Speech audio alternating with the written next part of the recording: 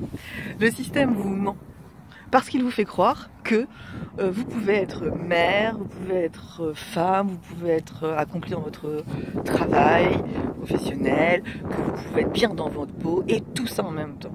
Que ce soit les magazines, les réseaux sociaux, les coachings, les propositions, on vous fait croire que tout est possible en même temps. C'est faux. En fait, il ne s'agit que de renoncement, de choix.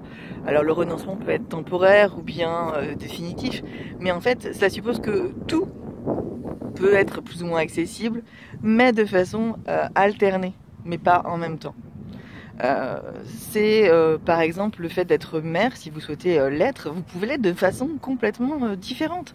Ça peut être, comment dirais-je, privilégier votre profession, votre travail, et continuer à élever vos enfants d'une certaine façon, en ayant à l'esprit des valeurs qui vous sont importantes. Mais vous ne serez pas cette fameuse mère qui fait les cookies maison, qui va à la sortie des classes, qui fait les fêtes d'anniversaire génialissimes, enfin tout ce qui va avec, quoi, tout l'imaginaire qui va avec. Non, ce n'est pas possible, il faut arrêter de se leurrer ou de faire croire aux femmes en général que tout ça peut se faire en même temps. Non, c'est pas vrai. Et en fait, vous avez le droit à la fois d'être une individualité, d'avoir votre propre personnalité, et puis d'avancer sur ce chemin-là. Si c'est le vôtre, eh bien vous serez en fait heureuse de le suivre, et de fait, vous renverrez une image attractive, c'est-à-dire que votre enfant pourra vous prendre comme exemple parce qu'il vous sentira bien dans votre peau, et il se dira, bah ok, voilà l'adulte à qui j'ai envie de ressembler. Parce que un parent qui est malheureusement dans la difficulté, dans le stress, qui a de vraies raisons de l'être, n'est pas un adulte dans lequel on a envie à qui on a envie de ressembler. J'ai moi-même fait l'erreur d'utiliser le terme métier de parent, travail de parent, mais ce sont des mots qui renvoient à des vérités qui sont fausses, à des réalités qui sont fausses. Un métier, vous pouvez le changer. La preuve, on en change plusieurs fois dans une vie professionnelle. Ce n'est pas non plus un travail. Alors après, un travail au sens commun du terme, c'est-à-dire qu'il n'y a pas de reconnaissance sociale, il n'y a pas de reconnaissance financière. Donc on est bien là dans une démarche qui n'est ni un métier ni un travail. Et puis alors surtout, ça ne doit pas être, en tout cas si ce n'est pas votre choix, un sacerdoce. Oui, vous avez peut-être normalement choisi d'être parent, mais ce n'est pas pour autant que vous avez anticipé la complexité de ce rôle, et que en fait les éléments de la société vous permettent dans votre quotidien d'assurer ce rôle de façon optimum. Les éléments, les aléas de la vie font que les difficultés en général se pointent à vous, et ce n'est pas pour autant que vous pouvez les pallier toutes facilement. Donc oui, prendre exemple sur peut-être des personnes vivantes qui peuvent être inspirantes, prendre des trucs et astuces de certains parents ou de certaines personnalités, ça peut vous donner du baume au cœur, mais tant que ça reste quelque chose de concret, c'est-à-dire que vous ne rentrez pas dans cette illusion qui est donnée de on peut tout faire. C'est vraiment une illusion.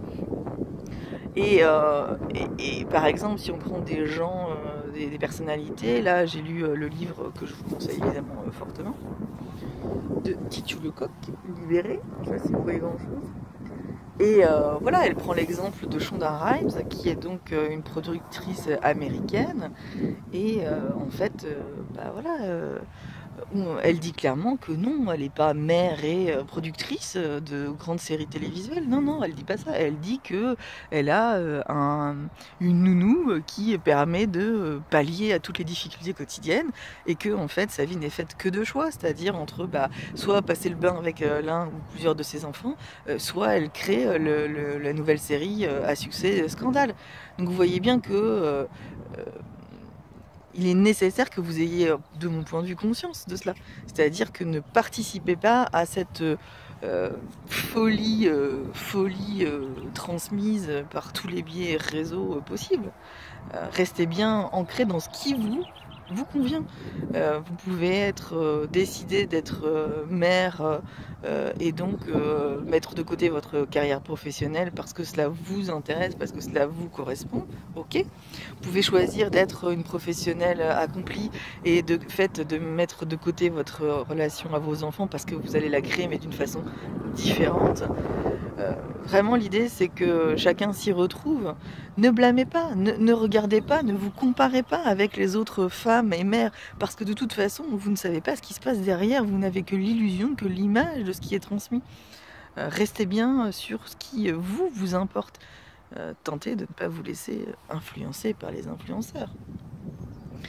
Je vous invite donc à rester en lien avec ça, avec le vous, avec vous-même, de déterminer ce qui est important pour vous afin de pouvoir le mettre en place.